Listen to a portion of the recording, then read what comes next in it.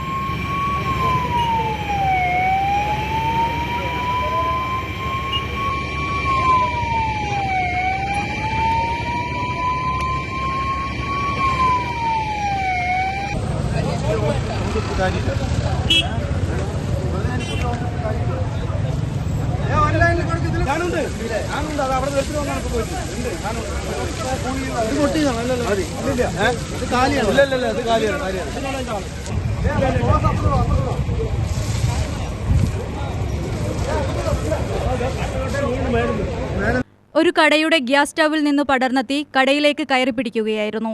തട്ടുകടകൾ പൂർണ്ണമായും കത്തിനശിച്ചു. ഫയർഫോഴ്സ് എത്തി തീ പൂർണ്ണമായും അണച്ചു. ഇന്നലെ വൈകിട്ട് 7 മണിയോടെയാണ് സംഭവം. ആളപായമില്ല. ചായക്കട ആദ്യം കത്തി. ഞങ്ങൾ ആ ഭാഗത്ത് വർക്ക് ചെയ്താ. അപ്പൊ വന്ന് നോക്കുമ്പോ ഗ്യാസ് പൊട്ടിയിട്ട് മരത്തിൽ തൊട്ട് താഴെ ഫുള്ള് കത്തി. ഗ്യാസ് പോയി. UTV news Palakkad.